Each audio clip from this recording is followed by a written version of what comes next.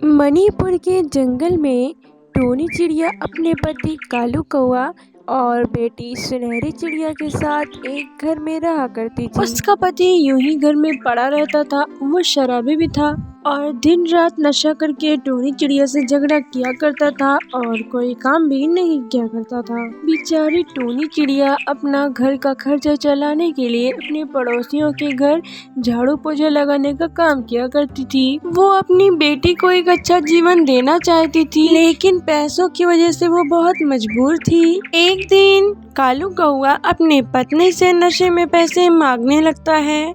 टुनटुनी, अरे ओ टुनटुनी, जल्दी से मुझे पैसे दे दे। मेरे पास जो पैसे थे वो सारे पैसे खत्म हो गए। अपने पति की ये बात सुनकर टुनटुनी का पारा बढ़ जाता है और वो गुस्से में कहती है, कैसे पति हो तुम? जरा सी भी शर्म नहीं आती तुम्हें पैसे मांगते हुए?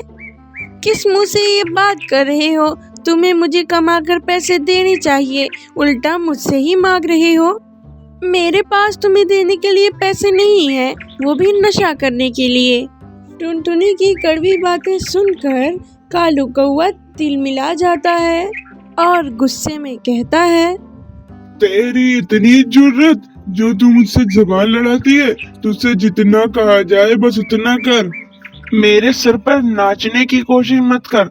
चल जल्दी से मुझे पैसे दे दे। मैं तेरा वो हाल करूंगा कि तू जिंदगी भर याद रखेगी, वरना मुझे इसको करने पर मजबूर ना कर। मुझे मजबूर मत कर, जल्दी से पैसे दे दे। नहीं है मेरे पास आपको देने के लिए पैसे।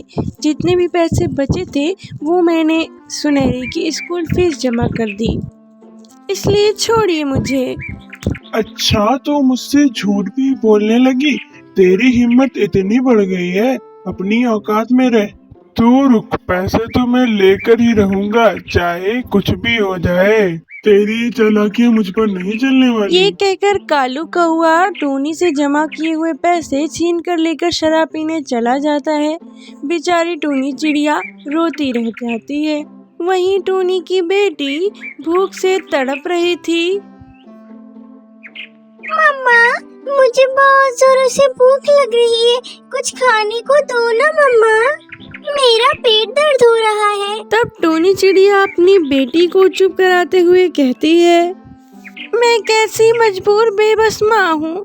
मेरी बेटी मेरी आंखों के सामने तड़प रही है और मैं उसे कुछ खिला भी नहीं सकती।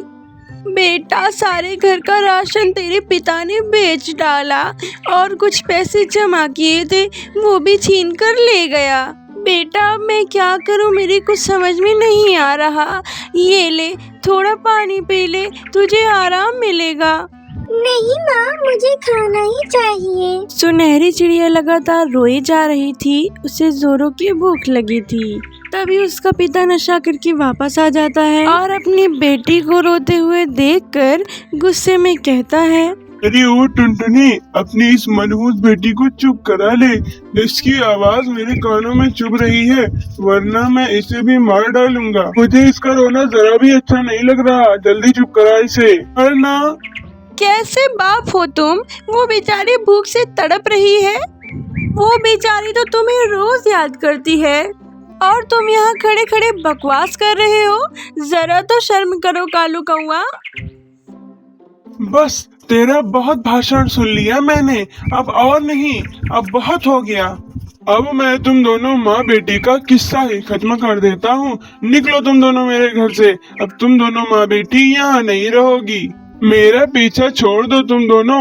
अब मेरा तुम लोगों से कोई वास्ता नहीं है। मर गई हो तुम दोनों मेरे लिए, अब कभी लौटकर यहाँ मत आना। बेचारी टोनी चिड़िया लाख मिन्नतें करती रही, लेकिन कालू कौआ उन दोनों को घर से निकाल देता है। तभी अचानक जोरों की बारिश शुरू हो जाती है और टोनी चिड़िया अपनी बेटी को लिए अपनी नई मंजिल की तरफ निकल पड़ती है।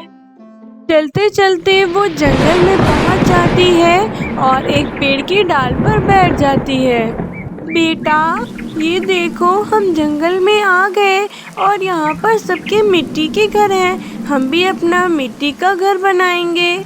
फिर क्या था, टोनी चिड़िया ने भी अपने लिए एक बड़ा ही विशाल मिट्टी का घर बनाकर तैयार कर लिया और उसी में खुशी खुशी रहने लगी। चिड़िया की बहुत जल्द शादी होने वाली थी। इस बात से टूनी चिड़िया बहुत खुश थी।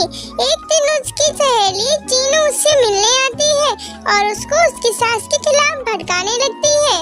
अरे वाह टूनी चिड़िया, तो तू भी बहुत जल्द किसी घर की बहू बन जाएगी। लेकिन हाँ, अपनी सास से बचकर रहना, सास बहुत बदमाश होती है। तू अपनी सास से बिल्कुल भी डरना मत, उनके सामने बड़ी ठाठ से रहना। सच में? क्या सासें इतनी गंदी होती हैं? क्या मेरी सास भी मुझसे लड़ा करेगी, मुझ पर चिल्लाया करेगी, क्या मुझ पर अत्याचार करेगी और क्या वो मुझे मारा करेगी? इस तरह से टूनी चिड़िया की दोस्त चीनू उसे भड़का देती है उसकी सास के खिलाफ। फिर अगले ही दिन टूनी चिड़िया की शादी सोनू चिड़े से हो जाती है। सोनू चिड़े से शादी के कुछ ही दिन बीतते हैं और टूनी चिड़िया अपना असली रंग दिखाना चालू कर देती है। एक दिन वो अपनी सास सुंदरी कौवी से कहने लगती है, माँ जी, मुझे ना ये खाना वाना बनाना नहीं आता, मुझे आप खाना बनाने को मत कहिएगा, मैं एक भी काम नहीं करने वाली। ठीक है, कोई बात नहीं बहू, अगर तुझे खाना बनाना नहीं आता तो मत बना, मैं बना लूंगी, लेकिन तू और काम कर लिया करना और मैं खाना बना लिया करूंगी। और अभी कपड़े रखे हुए हैं, जाके धुल ले। क्या मैंने आज तक अपने घर में कोई काम नहीं किया और आप आज मुझसे कह रही हैं कि मैं कपड़े धुलूं? रुक जाइए, सोनू जी को आने दीजिए, मैं सब बताऊंगी कि कैसे आप मेरे ऊपर अत्याचार करती हैं और घर का सारा काम मुझे से करवाती हैं। क्या मैं नौकरानी हूँ क्या इस घर की? फिर उसके बाद टूनी चिड़िया ऐसा ही करती है। रात को जब सोनू चिड़िया घर आता है तो टूनी चिड़िया उसके सामने रोने का नाटक करने लगती है। टूनी चिड़िया सोनू चिड़े को उसकी माँ के खिलाफ भड़काने लगती है और सोनू चिड़ा अपनी माँ के खिलाफ बिना कुछ जाने भड़क जाता है। माँ, ओ माँ, मुझे ये बताओ कि टूनी इस घर की बहू है या नौकरानी? बेटा, ये बात मैं बहुत अच्छे से जानती हूँ, इसीलिए मैंने अपनी बहू को अपने सराखों पर रखा है, अपनी बेटी बनाकर। अगर आपने मुझे अपनी बेटी बनाकर रखा होता तो घर के काम न करवाती। देखिए ना सोनू जी, खाना बनाते बनाते और घर के काम करते करते मेरे हाथों में छाले से पड़ गए हैं और माँ जी कहती है कि मैं कोई काम ही नहीं करती। इतना कह के दोनों घर छोड़ के चले जाते हैं। सास रोकते रहते हैं लेकिन कोई नहीं रुकता। टूनी चिड़िया गुस्सा होकर अपने मायके चली आती है और अपने पति को हॉल में बैठाकर अपनी माँ से कहती है कि कोने में चलो, मैं तुमसे एक बात बताती हूँ। फिर एक कमरे में ले जाकर अपनी माँ से सारी बातें बताती है। तब उसकी माँ उससे कहती है, अरे बेटा, ये तूने बहुत गलत किया, एक माँ से उसके बेटे को अलग नहीं करना चाहिए, ये तूने बहुत पाप का काम किया है, तुझे ऐसा बिल्कुल नहीं करना चाहिए था।